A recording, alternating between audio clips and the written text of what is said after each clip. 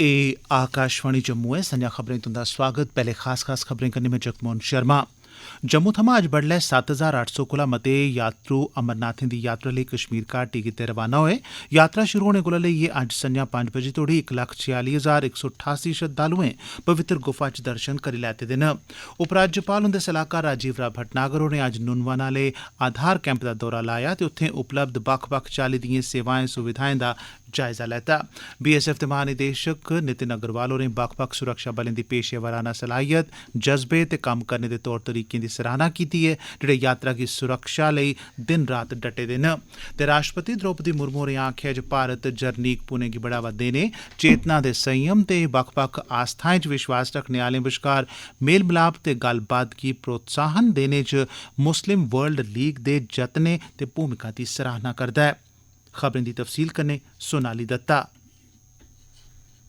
सख्त सुरक्षा व्यवस्था तैह्त अज्ज बडलै सवेला जम्मू बेस कैंप थमां यात्रुएं दा 10वां जत्था श्री अमरनाथ जी दी यात्रा आस्तै बालटाल ते पहलगाम दौनें आधार शिविरें लेई रवाना होया। 339 गड्डिएं दे काफले च 7,805 यात्री भगवती नगर थमां रवाना होए, जिंदे च 4,677 यात्रु 2,007 गड्डिएं च पहलगाम लेई ते 3,128 यात्रु 132 गड्डिएं च बाल्टा लेई रवाना होए।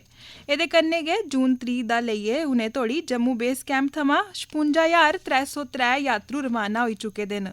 श्रीनगर जम्मू राष्ट्रीय जरनैली सिड़क दे खुलने दे मगरा 12,000 अमरनाथ यात्री ते सैलानी जेह्ड़े रस्ते च फसे दे हे ओह् बी अज्ज जम्मू पुज्जे, जेह्दे बाद उनें प्रशासन आसेआ कीते गेदे बंदोबस्तें दी सराहना कीती।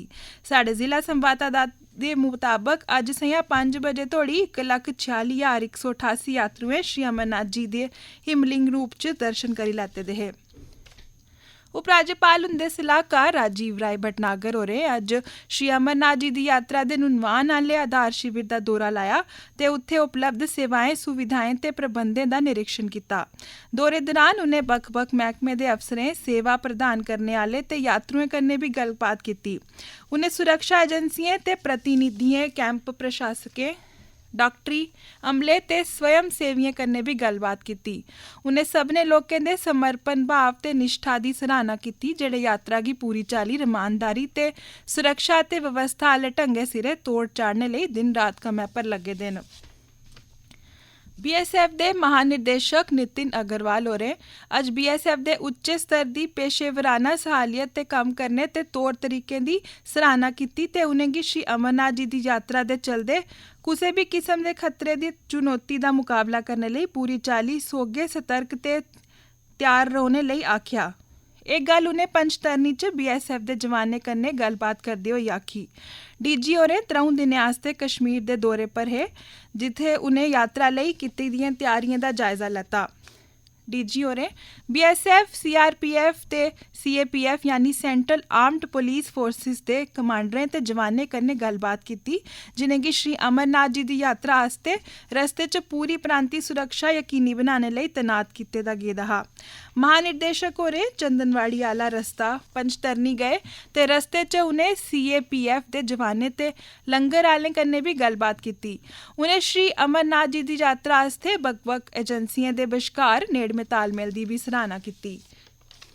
मौसम विभाग ने आखेआ जे जम्मू कश्मीर च औंदी 14 जुलाई तक्कर मौसम आम तौरे पर खुश्क रौह्ग, पर किश टामी थाह्रें हल्की कनी कनोन ते गरजी चमकियै बरखा बी बरी सकदी ऐ।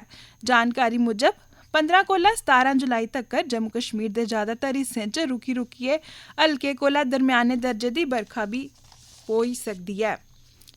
जम्मू कश्मीर सरकार ने अज्ज केंद्र शासित प्रदेश च जन शकैतें दे विभाग दे निर्माण आस्तै मंजूरी दित्ती ऐ।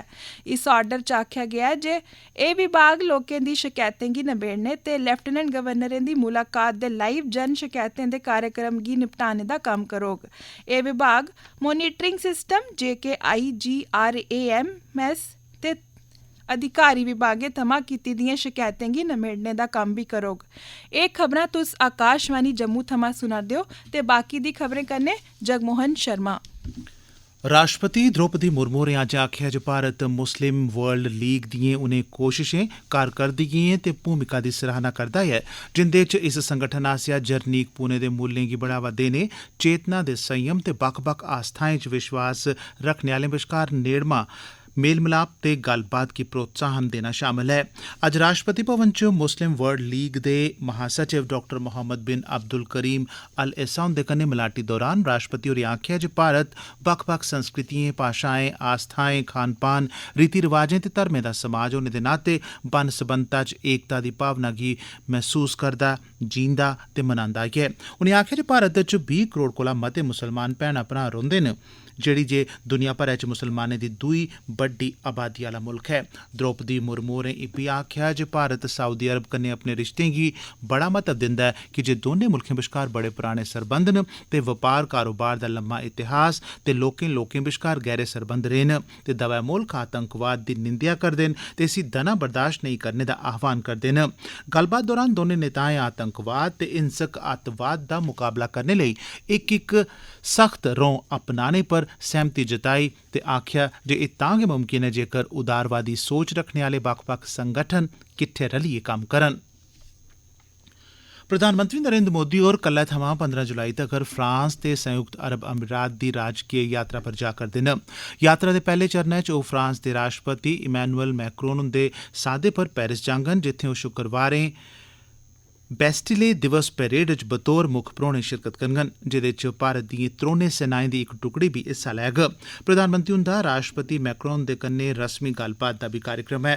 फ्रांस दे राष्ट्रपति होरें मोदी हुंदे सम्मान च राजकीय धाम दे अलावा निजी तौरा पर बी उनेंगी रुट्टी पर सद्दे दा ऐ।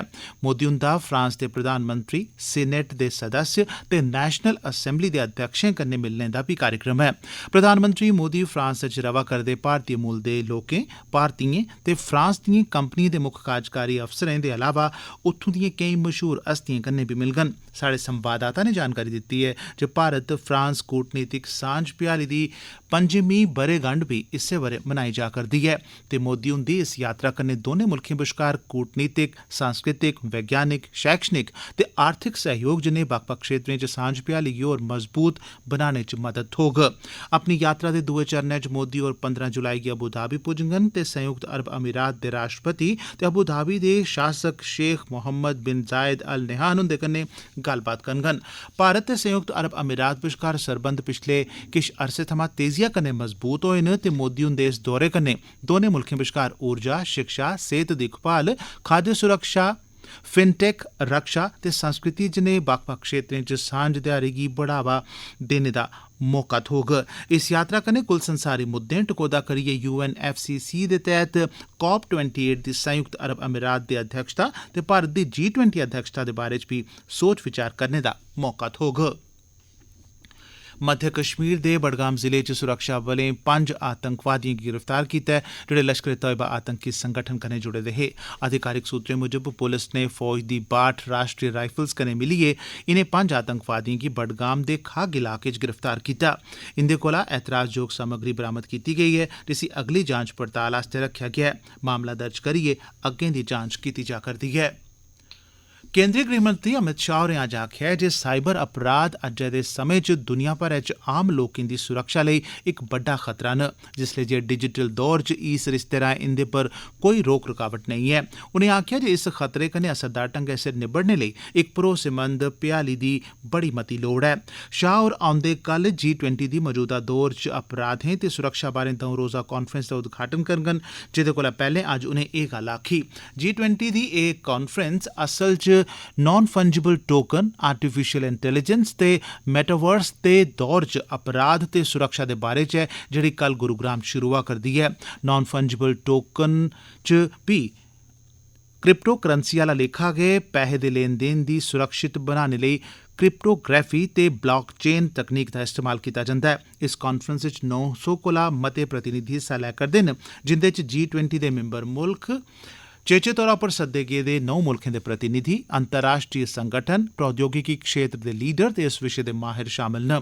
अज्ज जिसले जे इंटरनेट दी पुज्ज बिजन कुसै रोक टोक या लगाम दे हर कुसै ते दुनिया दे हर कोने तगर ऐ, नेह् हालात च साइबर अपराधें, साइबर फ्रॉडें पूरी दुनिया दे लोकें दी सुरक्षा लेई इक बड्डा खतरा पैदा करी दित्ते दा ऐ। अमित शाह होरें इस बारे कीते गेदे अपने ट्वीट च आखेआ जे इस खतरे कन्नै असरदार ढंगै सिर निबड़ने लेई कुल संसारी सतह उप्पर इक जुटता ते सांझ हत्थ लाजमी ऐ।